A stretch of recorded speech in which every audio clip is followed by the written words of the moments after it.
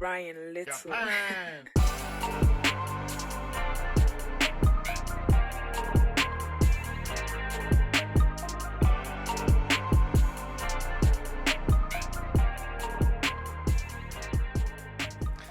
Hello guys and girls, welcome back to Car Obsession and welcome to another episode of Get Your Car Featured. In this week's instalment, I've got a really rare and interesting car. So without any further ado, let me show you it. It is an Alpina B2.5.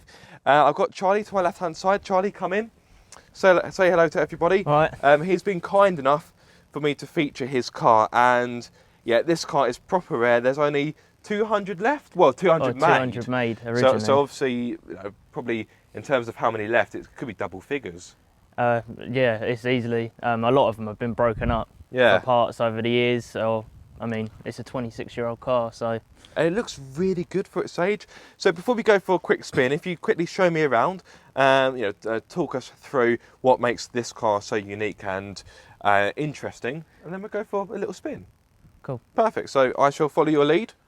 So at the factory, these were just completely standard SEs, and part of the Alpina kit that was fitted. You've got the Alpina splitter down here, which is different to a lot of what you seem to find on the B3s. It seems to be a B2.5 zone type thing. Got obviously the Alpina wheels,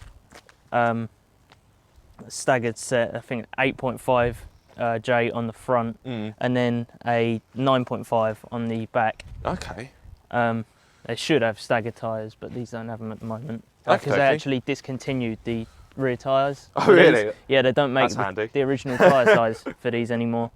Obviously, come around to the back, we've got obviously the Alpina badge in. Yeah.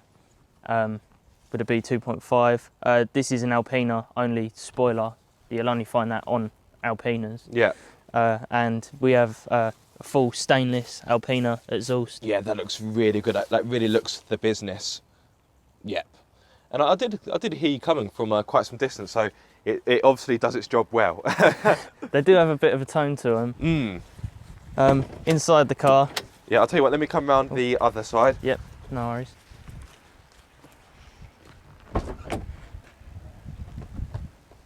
So inside, obviously, we have the Alpina gear stick with the Alpina logo, obviously, real wood. Yeah, that looks. It looks really quite cool, actually. It's not really it wouldn't usually be my kind of thing, but it suits this car really well. And I said to you off camera, again, the alloys aren't really my cup of tea, but again, they suit this car really well. The whole package, it looks brilliant, if you ask me. It just works. Obviously, we've got the Alpina steering wheel. Being an early Alpina, this one doesn't have airbags, so it actually shares the steering wheel with like a lot of Alpina E30s as well. Okay. So interesting. If you had a later Alpina B2.5, you wouldn't actually be able to get that steering wheel because obviously it doesn't have an airbag in it. Ah, okie dokie. And obviously the bit that makes it an Alpina. Yeah, I almost fell over then. Let me show you the plaque. There we are. Obviously, that's the build number on there. So obviously, that's what seals the deal. Tells you as to, if you know what you're looking at, you can look that up, and obviously it'll tell you. Exactly. Oh, right. Let's have a quick look at the engine. So that's my side, it's isn't on your it? side, yeah. There we are. So I've tried to do as much research as I can on this car. So it's based on a 325, but I must confess, I don't know the engine. I don't know the capacity. So it's around 220 brake horsepower. That's what the figures they gave. Yeah. When they left the factory, obviously they were all like less than 1,000 miles when they were converted. So there's no reason like they weren't converting like cars that had already been on the road. So that's a pretty reliable figure, and BMs are pretty good anyway for keeping their horsepower. Yeah. So yeah, they fitted a pair of cams, and then they put in a tweaked ECU, obviously to run with the cams. Yeah. So they're about 220 is what you'd want to see out of one Yeah, of these. there or thereabouts. So what size engine is it? It's a 2.5 litre. 2.5. Oh, hence 2.5. Obviously, and coming up from a Well, duh. 3.25. So Yeah. yeah, I mean, it's the other thing. All of these Alpinas, they're all non-Vanos. None of them have Vanos. They're all so. I mean, these engines on their own will do a premium because these are what people want for turbo builds. Yeah. But yeah, you won't find an Alpina with a B2.5 with Vanos. Yeah. They all came without it. Marvellous. Well, I think it's time we fire it up and go for a little drive. Sounds good to me. Sweet. Ooh, sounds pretty good. It started. That's a bonus. Oh God, don't say that. I'm not pushing. It's always a good start. For my regular viewers to the channel, you will note that Patsy, my wife, is in the back enjoying the ride.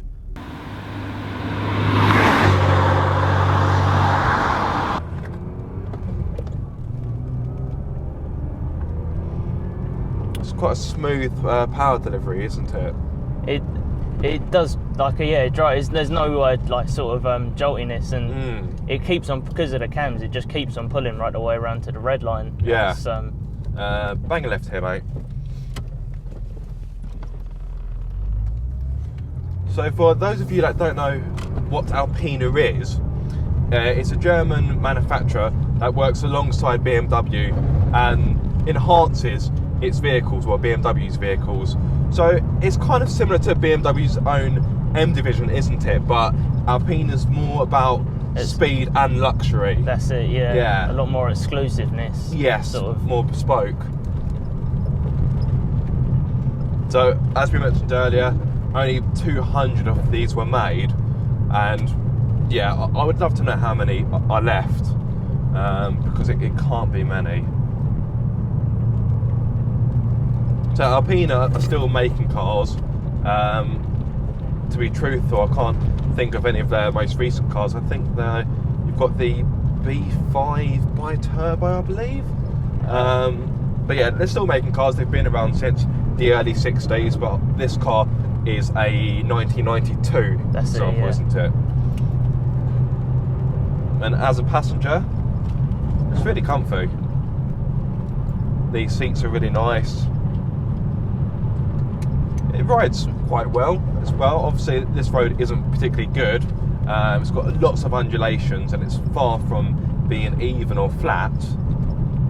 Yes. I mean, this is a compliment to the Bilstein suspension on this particular car, anyway. Yeah. So roughly, how quickly would this get to 60 or to 62? That's a good question, actually. You got me stumped there, to be honest. I've never actually tried. It does feel pretty quick, even by today's standards. It's really mean. In regards to top speed, I would assume it's limited to 155, or is it a little bit slower? It's obviously the age of the car. I know for a fact, obviously on a closed road, Nudge, nudge, snap, snap, grin, grin, wink, wink, say no more. this will do 145. Okay, wow. And with some left Bang it right. to go. Okay, wow. I think this was actually, this Sorry, mate. particular car is before they started limiting the cars to 155, or at least perhaps with this ECU. Yeah. There's no speed limit. I think 155 is a bit optimistic. You need a long road to get to them sort of speeds. But there's a problem with these sort of cars because they're so obscure and there is so little information. And unless you literally had an original brochure for the car, it'd be I don't think anyone really knows. So the car, from what I can see, is pretty much standard. Obviously, you've mentioned the different suspension. Have you got any plans to modify it? No, everything that I've been doing to this car is in the interest of making it more standard. Okay. So with the exception of the rear speakers are both blown. You know, the old 90s speakers for them, Yeah. like paper cones and all that. So they, Yeah. I changed them out for some more modern speakers, just because I do drive this every day. So a little bit of creature comfort is always nice. Yeah, and when you told me yesterday that you drive it pretty much as a daily, I was like, what? Because this is a rare car, as we all know, and particularly as we're starting to get into winter as well. Obviously, this won't be the most convenient car to drive when it's icy or damp. No, I mean, it's no traction control at all. Yeah. Not that that really helps in the ice anyway. It's more of a hindrance. But it's just better than what anything else that I have, to be honest, to drive on the road. So it unfortunately it's been stuck with winter duties. And it's done a lot of miles as well. What did you say, 145,000? Yeah, so it's on 145,000. Wow. So she's well run in. Yeah, definitely. I mean, if it was a really low mileage car, then I would be looking to pick up something else cheap for the winter. Yeah. But you know, I mean, while it's still a rare car, it's nice to know it's being used. If it's not no museum piece. Aaron is going to pass the fall asleep in the back test. It's very comfortable. I was about to say, are we boring you that much? No, it's the fact That's that rude. it's quite comfortable. It is a comfortable car. What's it like for long distances, like motorway trips? I took it down to Somerset not that long ago. That's quite a lengthy drive from like where we are. 3-hour drive. Yeah. So yeah, I mean the drive was like, I got out of the car, like no back pain or nothing. Like it didn't feel like I'd been in a car for 3 hours. Yeah. Yeah, the ride and just the driving it really doesn't you don't feel it at all. Whereas obviously I know, especially some of my other cars, like you'll get out of them after going to the shops and you'll feel like you've just driven across the UK. Some of them really do take a lot of effort and they take it out of you, but this car is just such a joy to drive. Yeah. And you just don't feel it at all.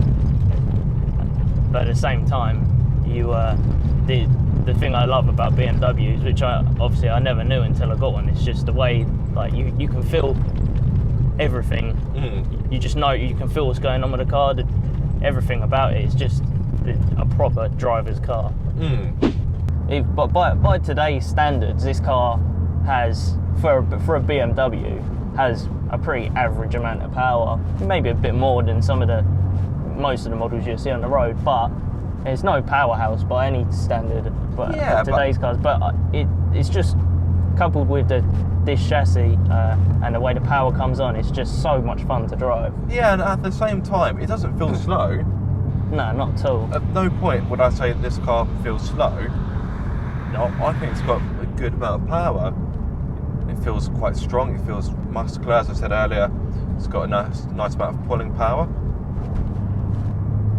I like the throttle response. It's quite a nice car to rev match as well, actually. Gearbox got a nice change to it. Throws a tad long, but obviously you kind of expect that with an older car. It still feels really slick, especially when you consider this car's age. This car as a whole, it feels as tight as a drum. If you hadn't have told me this has done 145,000 miles, I would have thought that this is a lower mileage car. This thing seems really quick. Sitting in the back, I don't know if it's different, but it feels like it just goes quick. As soon as you put your foot down, it responds. Yes, it's got a nice throttle response, but what I will say is that from my short experience, the power really starts to come in once you sort of get past 4,000 revs. So I think that's when the cams sort of come into their own sort of thing. Yeah, you can kind of feel that extra oomph of power. so where a normal car would start to die out. Yeah. This sort of just wants to keep on revving. Yeah. And I tell you what, when you really do want to give it some, it's unless you're watching the rev counter, it's so easy to just hit the red line every single time. Any one of my mates will tell you that I do it all the time, not on purpose, but for a big old 6-pot, and it does rev fast. It does. Yeah, it doesn't hang about. It does not hang about.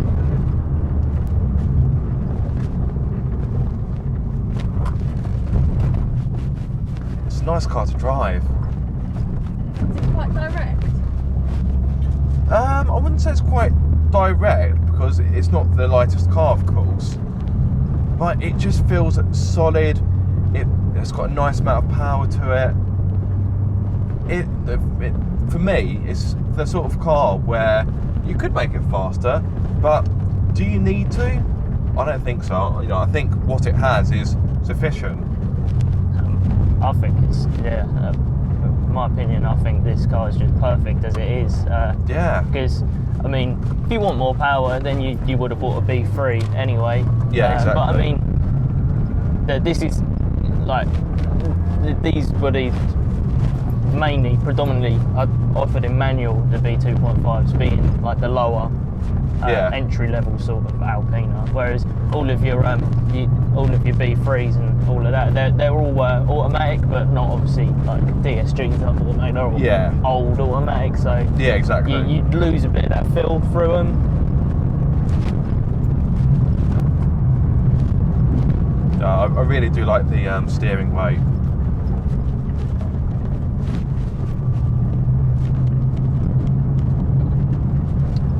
And it feels more planted than I was expecting as well. I thought it might have been a little bit tail happy. It's not too bad. But it feels secure. So standard, this wouldn't have had an LSD. Oh, okay. But one of the previous owners actually, it's got an M3, not an M3 Evo, so it's a medium case M3 diff. Okay. So LSD. And obviously you can't really ever go wrong with putting an LSD in a rear-wheel drive car. No, you can't. So I mean, that does help with the driving feel, like especially when you're like really giving it around a corner, you can really feel it like doing its work. Yeah, exactly. So a massive thank you for Charlie for letting me have a go in his Alpina. Simply wonderful. I can't even get it on camera properly. There we go. And I've got my cheeky MX-5 to the right. Yeah, massive thank you to Charlie. I really enjoyed my time in that car. It's got lots of plus points and I can see why he drives it daily. Guys, if you fancy getting your car featured, be sure to get in touch. You can get in touch with me on Instagram, Facebook, Twitter, or you can contact me via my website, or you could just leave a comment in the comment section below. Anyway, time for me to end. I hope you have enjoyed this video. If you have, give it a massive thumbs up. If you are subscribed, don't forget to click that bell icon so you get notified every time I make a video. And if you aren't subscribed, guys, what are you waiting for? Be sure to subscribe for more car obsession.